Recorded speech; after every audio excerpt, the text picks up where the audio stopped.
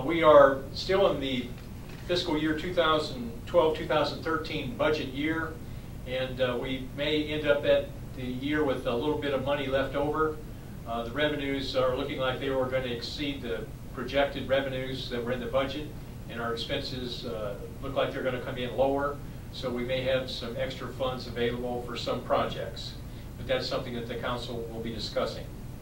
Also, we're now in the midst of the 2013-2014 budget preparation, looking toward completing that in September. The budget, as we're looking at it now, will not have a tax increase. There will be no increase in the rates for water, sewer, garbage, or drainage. So that's a good thing, that we'll be able to maintain the tax rate, and it should not be a burden on you for the city operations. The economic trends are generally good. The employments at the airport are up over last year. The sales tax revenues are up. We just got the tax rolls in, and the property valuations are up. So all those things are positive signs for the community. We continue to be somewhat concerned about the future of Fort Hood. Very few people can say with any certainty what's going to happen with the Army in strength over the next few years.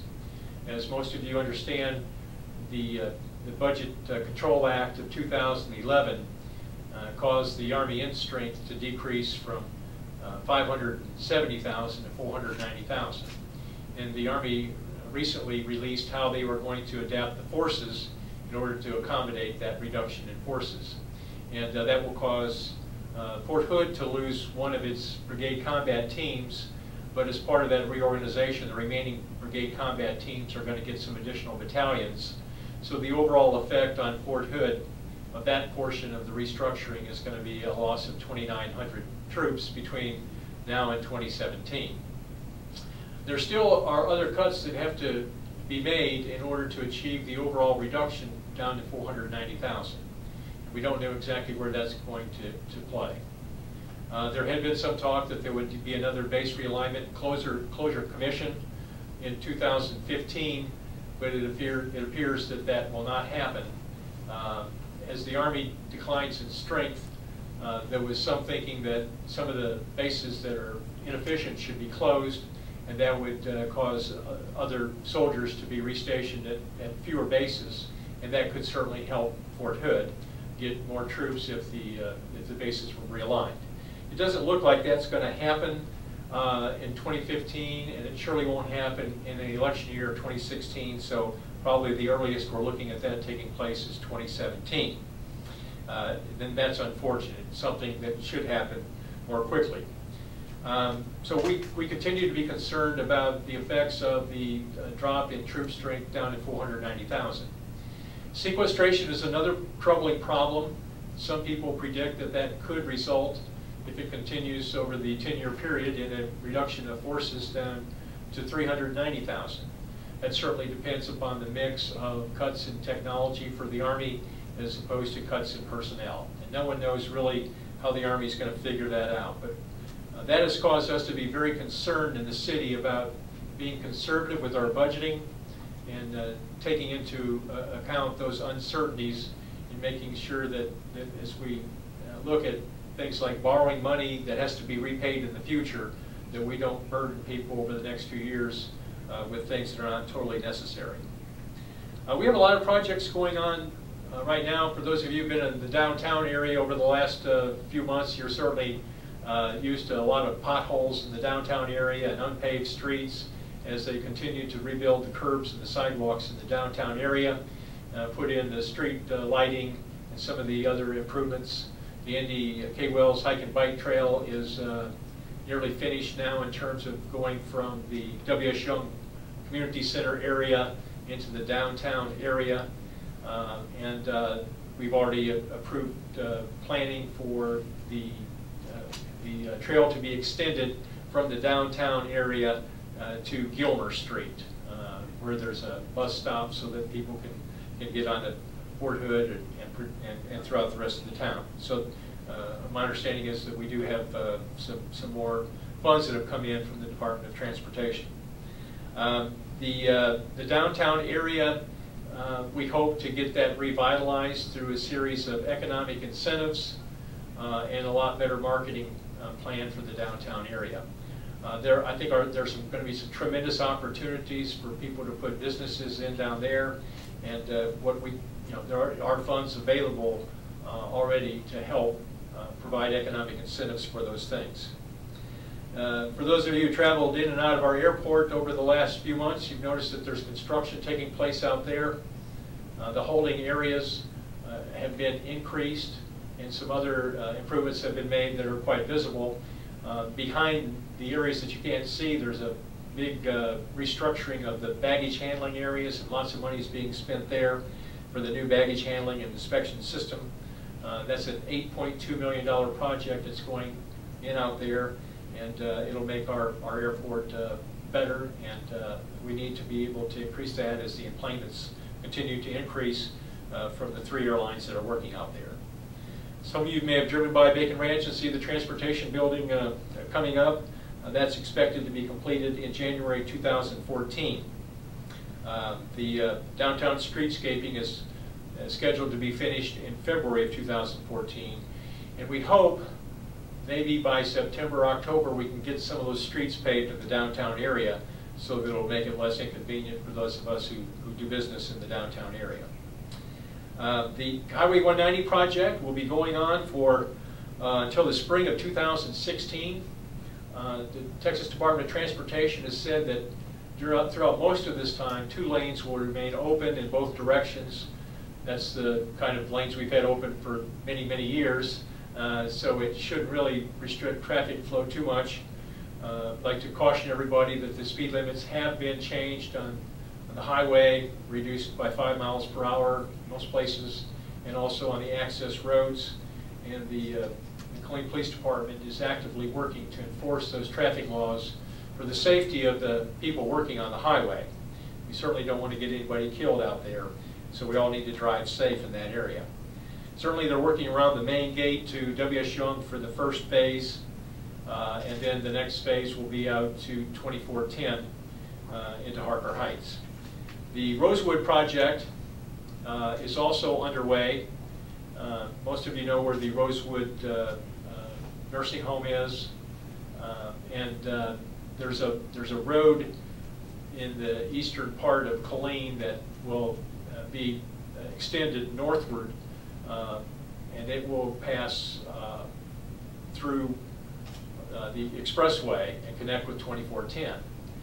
The expressway, Highway 190, will actually be an overpass that will go over Rosewood. So you're going to see an overpass being built where the highway is going to go over Rosewood, and that'll be quite a project, and it will require traffic to be rerouted, and we look forward to that really opening up East Killeen, where people can come from the south all the way up to 2410 by where the golf course is now.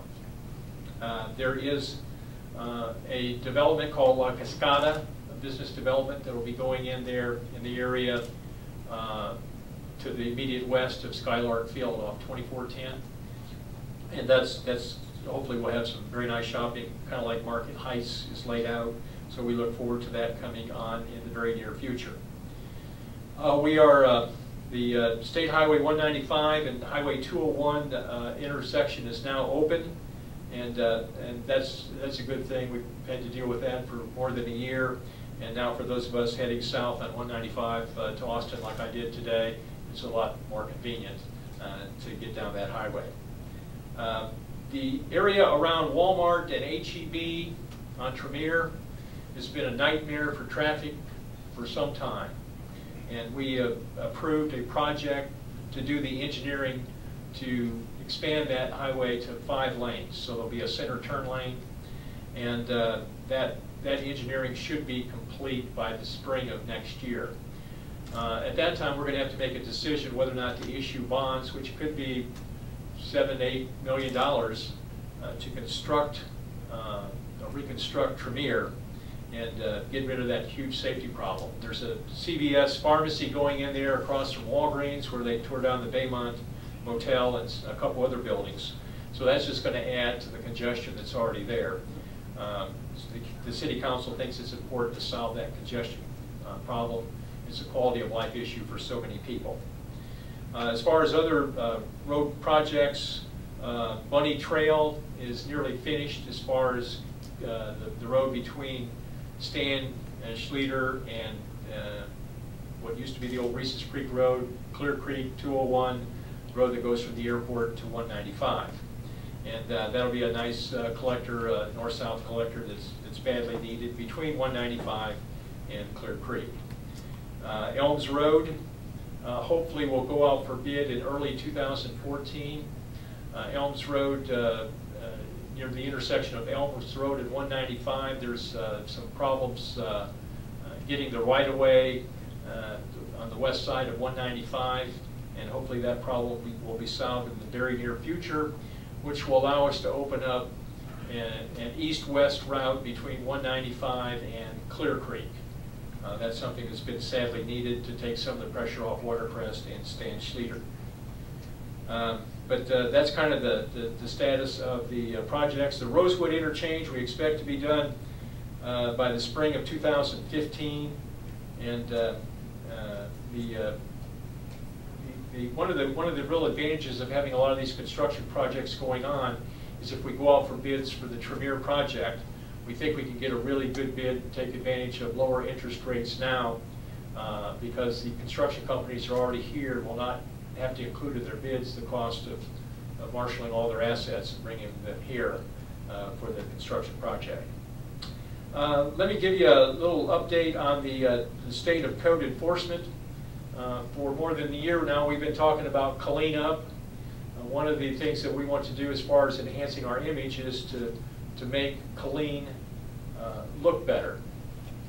Back when the war started in 2003 with the deployment of the 4th Infantry Division, a lot of press came to town and described us as a scruffy army town, and that offended some people, but for some of the rest of us, we took a hard look at ourselves and said, you know, we probably need to start doing something about this. So there's been a steady improvement in code enforcement since 2003, and the amount of code enforcement people is actually about 4 times as many after this budget as it was back in 2003. So we're putting more resources on the street.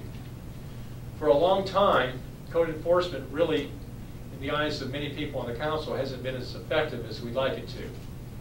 You could kind of look at it like a police force that never wrote any tickets for speeding. What you would find is that there would be a lot of people speeding because there's no downside to not speeding. And that's kind of the way code enforcement, many of the code enforcement activities have been. If you don't write people up and fine them for their transgressions, so to speak, there's no incentive for them to comply. The council has given clear priorities to code enforcement, and we hope to see more compliance in the future.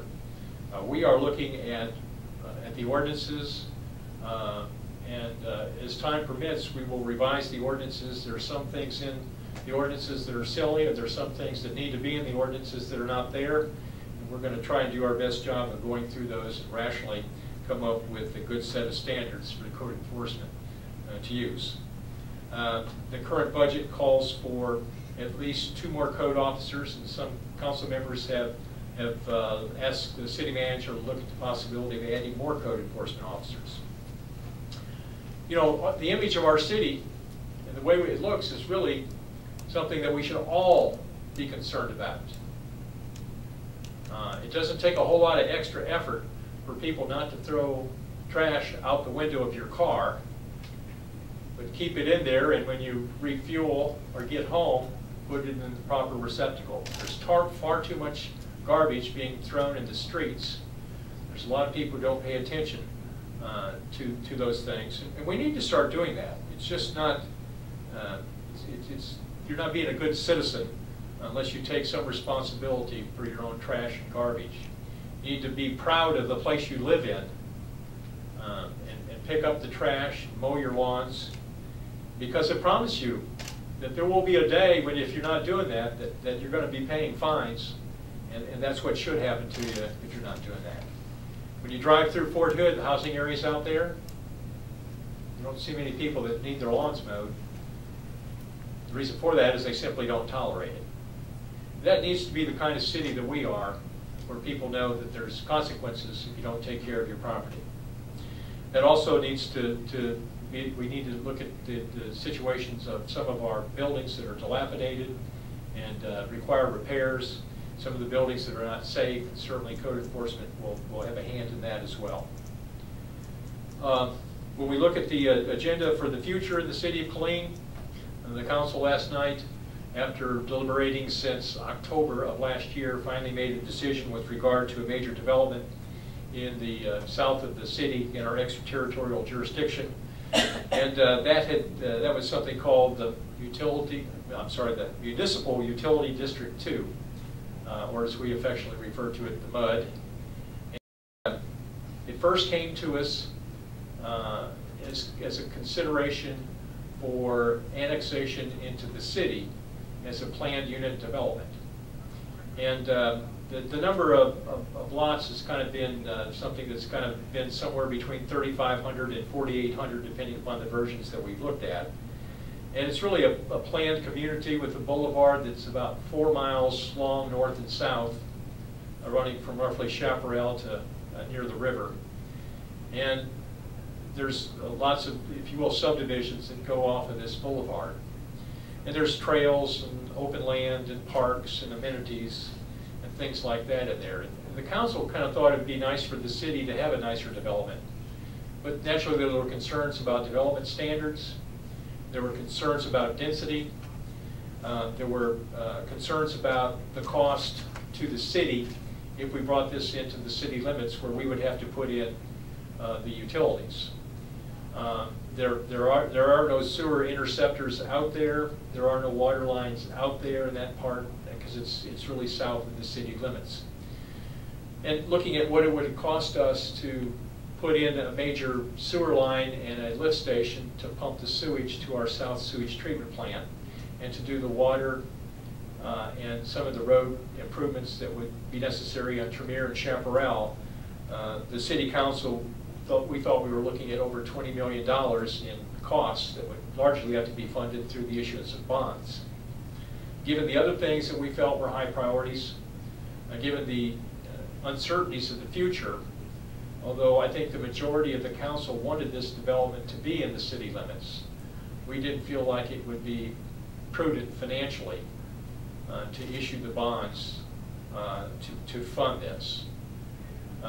And once we turned down the PUD, then we were considering, the PUD is the planned unit development, then we were going to consider the MUD, or the Municipal Utility District.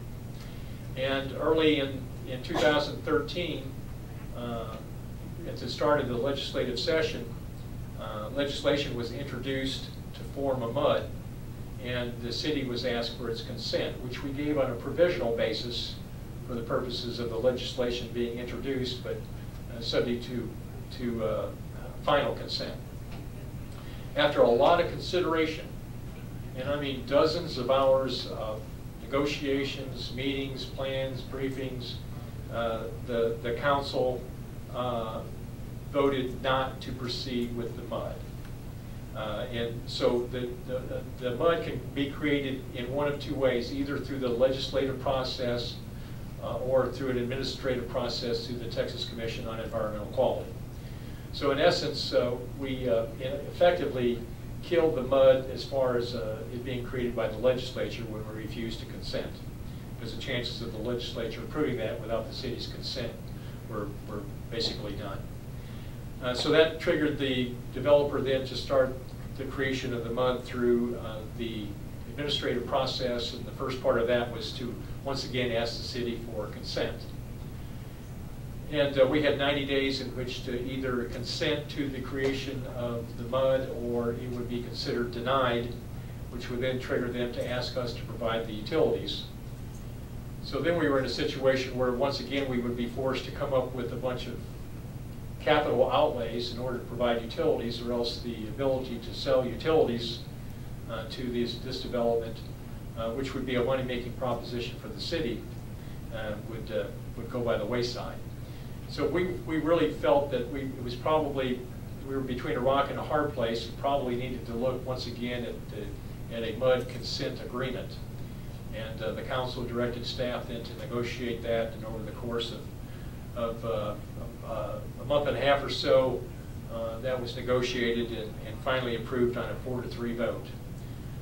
But it was a difficult decision for all the members of the council. I can assure you that everyone on the council agonized over these decisions, and I think everybody voted their conscience and did what they thought was the right thing. The recycling has been something that we've been talking about in the city of Killeen for many years, and more and more cities our size are going to recycling. There's a cost associated with recycling. There's no question that when you buy 48,096 gallon containers for our customers, it costs money.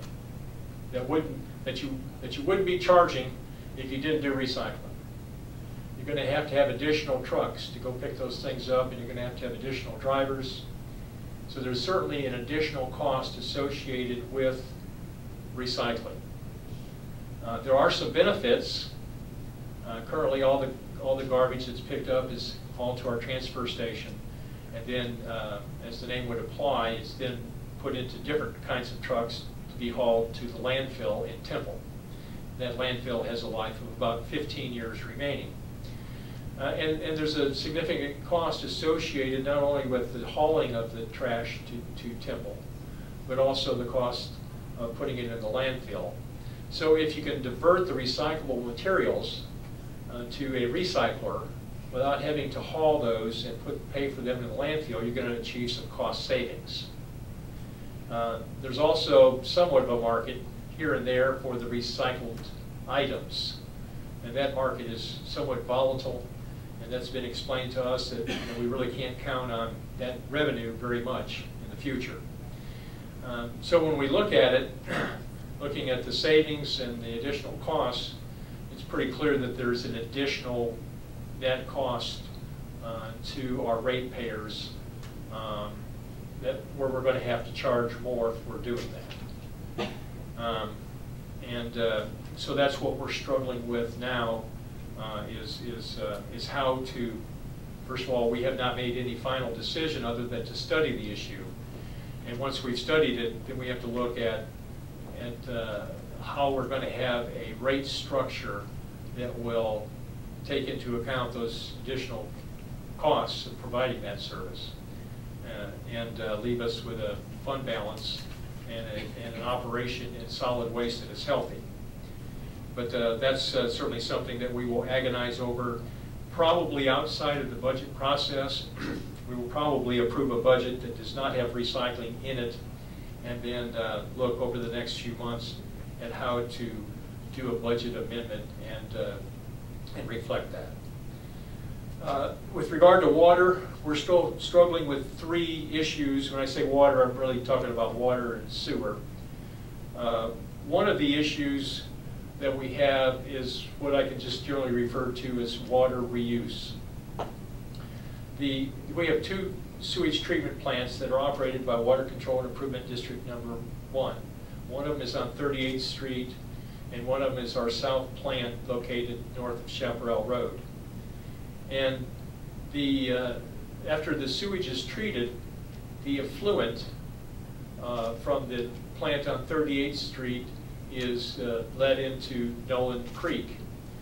And the effluent from the south treatment plant is pumped through a force main back up over the hill, also into Nolan Creek.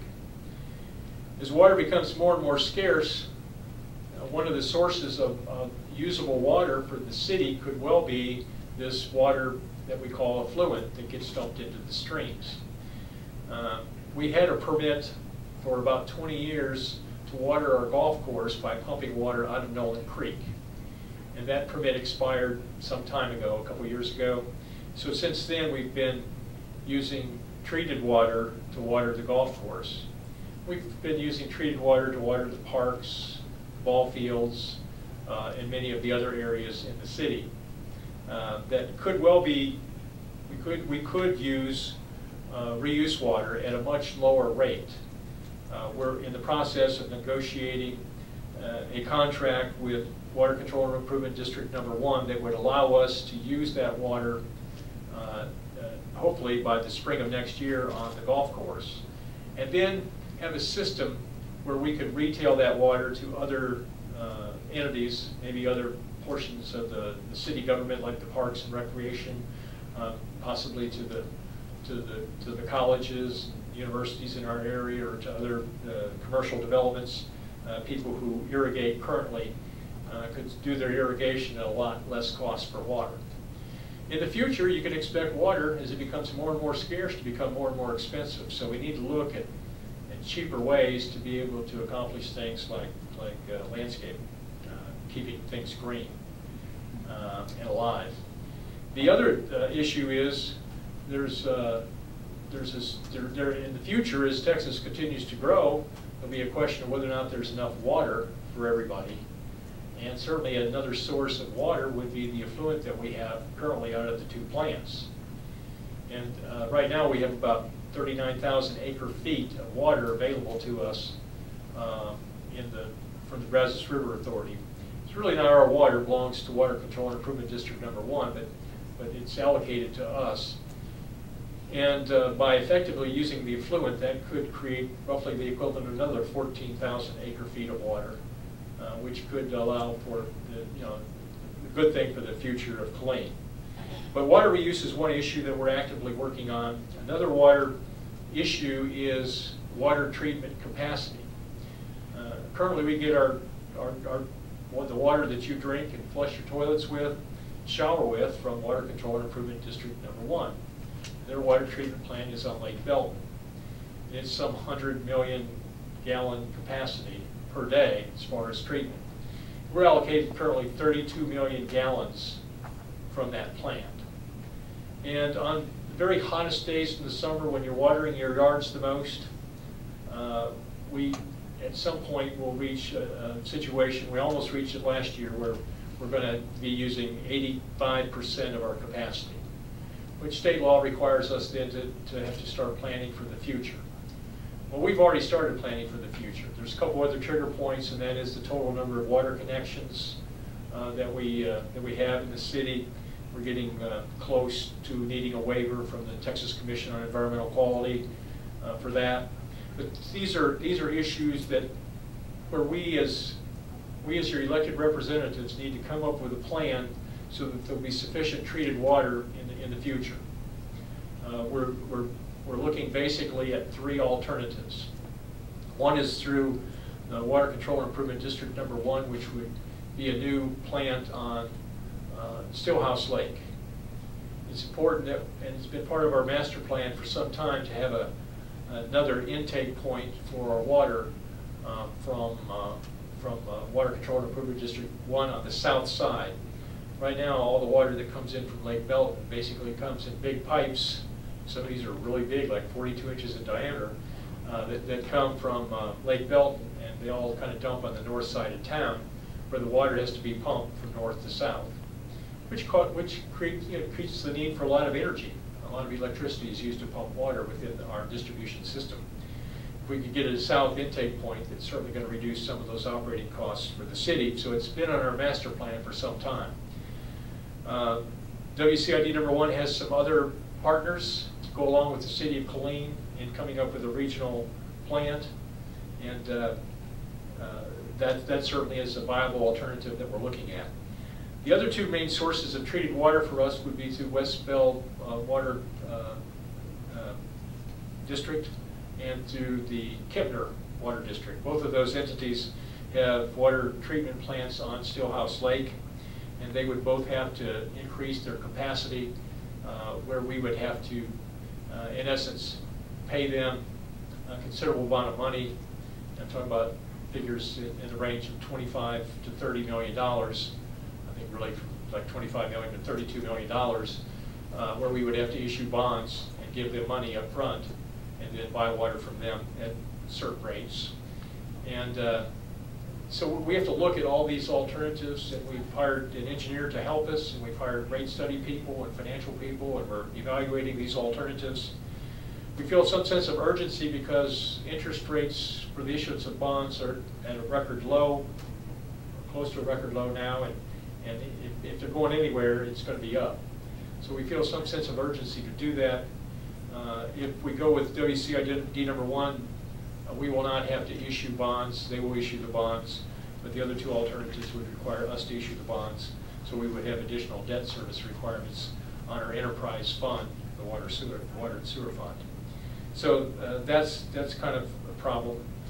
We've had some problems for some time with the South Sewage Treatment Plant with regard to its ability to handle the fog, the oil and grease problem, fast oils and grease problem in our sewage that they treat. We have a contract with them that says that we will have a certain limitation on the solids and the certain levels of pollutants in the sewage that they treat. And we have not been always meeting those requirements. That's put a tremendous stress on their plant. They've not been able to accommodate that, and they've had to spend hundreds of thousands of dollars on repairs. So we're looking at partnering with them on a fix to that plant. We're the sole users of that plant. So it's going to, I think, take an upgrade. We can sit and complain about the past, and who shot John, and why it doesn't work like it should. But that's not going to be helpful. What we need to do is figure out what the solution is and fix it. And we're progressing along those lines. So those are the three issues that we really have not got final solutions on that we're working diligently on. In the Community Development Block Grant funds that we get from the federal government, the council has identified over $500,000 to go toward a homeless shelter.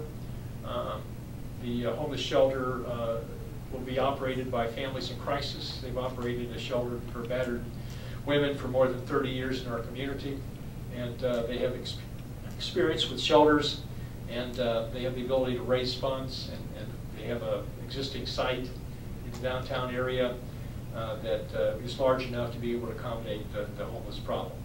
But we're looking forward to having something done there within a year or two, and that would be a good thing for the city of Killeen. One of the things that we are proud of in the city is that we have one of the very highest ratings for fire protection of any city of the United States. We're in the top 0.7%. We're better than 99 out of 100 other cities with regard to our fire rating. And that's reflected in the lower insurance rates that you pay for fire insurance on your homes. That's because of our great water distribution system, our elevated storage tanks and firefighting capability as far as water, and also the fact that we have fire stations located in strategic places throughout the city that give us admirable response times. But as the city grows to the south, we need to look at another fire station on Bunny Trail. We've acquired the property. We've paid for the engineering. But pulling the trigger on that doesn't just mean that we have to spend millions on the fire station and the fire trucks, and the ambulance. But we also have to pay 32 more firefighters to man that station. That's a chunk of money. So we're concerned about when to pull the trigger on that. Given other priorities, we may well wait a year on the fire station and push that off and see how that looks a year from now. But those are decisions that have not yet been made by the council, and we will wrestle with those. The state of our city is good. Our finances are in excellent shape. Our city manager and his staff are doing an excellent job. Team Killeen is getting better and better and stronger every day. And I'm really proud to be associated with such a fine city, such a fine community as Killeen. We have everything to be proud of.